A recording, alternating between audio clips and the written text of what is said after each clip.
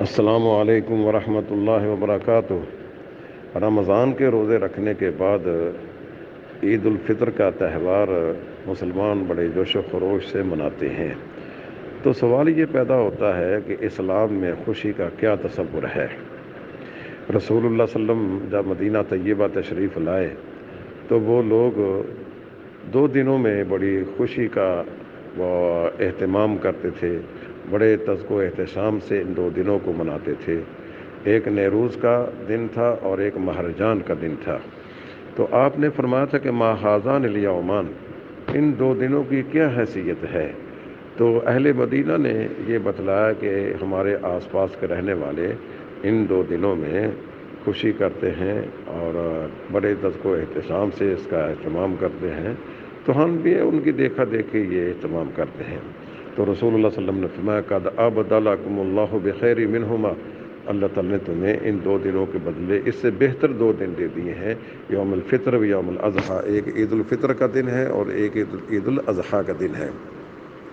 تو جب انسان کو خوشی منانا ہو تو اسے چاہیے کہ جو اللہ کی قائم کردہ حدیں ہیں ان سے تجاوز نہ کرے۔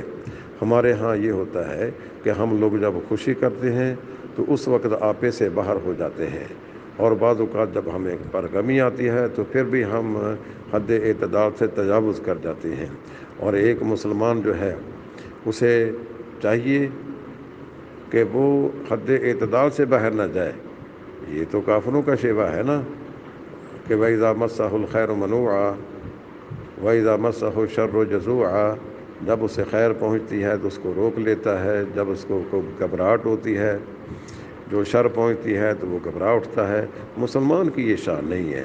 مسلمان عسر و یسر میں، غمی اور خوشی میں اللہ کی شریعت کا دامن ہاتھ سے نہیں چھوڑتا ہے، وہ اللہ کا ذکر کرتا ہے۔ اور یہ نہیں ہوتا ہے کہ ہم اس دن میں وہ فائرنگ کریں یا لہو و لعب میں اپنے آپ کو مصروف کر لیں، شراب نوشی کریں یا اس طرح کے ایسے کام کریں جس سے اللہ کی ناراضگی ہو۔ ایسا نہیں ہونا چاہیے۔ خوشی کریں اور کرنی بھی چاہیے، لیکن اللہ کی جو قائم کردہ حدیں ہیں ان سے تجاوز نہ کیا جائے۔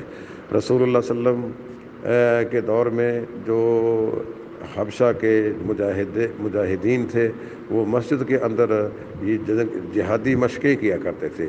سیدہ عائشہ رضی اللہ تعالیٰ عنہ خوشی کے موقع پر ان کو دیکھتی ہیں، رسول اللہ صلی اللہ علیہ وسلم خود اس کو دکھانے کا اہتمام کرتے تھے۔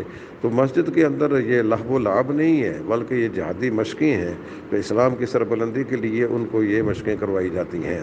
تو یہ مشقیں بھی کی جا سکتی ہیں، اور اس کے علاوہ جو خوشی ہے وہ اللہ کے حدود میں رہتے ہوئے منائی جا سکتی ہے۔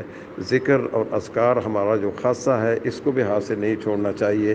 تو یہ ہماری خوشی اور غمی کا تصور یہ ہے کہ ہمارا ہر پہلو ہی اللہ تبارک و تعالیٰ کی یاد سے بھرا پڑا، اور ہم کسی صورت میں بھی اللہ تعالیٰ کی یاد سے غافل نہ ہوں، کیونکہ انسان جب بھی اللہ کی یاد سے غافل ہو جاتا ہے تو شیطان اس کے دل پر، اس کے دماغ پر پڑاؤ ڈال دیتا ہے۔ وَمَن يَعْشُ عَن ذِكْرِ الرَّحْمَٰنِ نُقَيِّضْ لَهُ شَيْطَانًا فَهُوَ لَهُ قَرِينٌ، جو اللہ کی یاد سے غافل ہوتا ہے نا، شیطان اس کا ساتھی ہمیشہ کے لیے بن جاتا ہے۔ یہ خوشی منائیں۔ عید الفطر جو ہے ہمارا ایک قومی تہوار ہے، عید الاضحیٰ جو ہے یہ قومی تہوار ہے، لیکن اس میں کوئی بدعات اور محرمات کا ارتکاب کر کے اللہ کے عذاب کو دعوت نہ دی جائے۔ اور اگر ہم ان دنوں میں خوشی کی آڑ میں اللہ تعالیٰ کی حرام کردہ چیزوں کا ارتکاب کریں گے، بدعات کو رواج دیں گے، تو اس کا مطلب یہ ہے کہ ہم نے اللہ کی قدر نہیں کی ہے اور ہم نے اللہ کے عذاب کو دعوت دی ہے۔ اور ہمارا یہ فرض ہونا چاہیے جو اللہ کی قائم کردہ حدیں ہیں ان سے کسی صورت میں تجاوز نہ کیا جائے۔ اور اللہ تبارک و تعالیٰ سے یہ دعا ہے کہ ہمیں اللہ تعالیٰ ان دونوں دنوں میں اپنی حدود میں رہنے کی توفیق عطا فرمائے، اور اللہ تعالیٰ اپنی رحمت ہمارے شامل حال کرے۔ السلام علیکم ورحمۃ اللہ وبرکاتہ۔ العلماء، علماء و عوام میں حائل خلیج دور کرنے کی ایک منفرد کاوش۔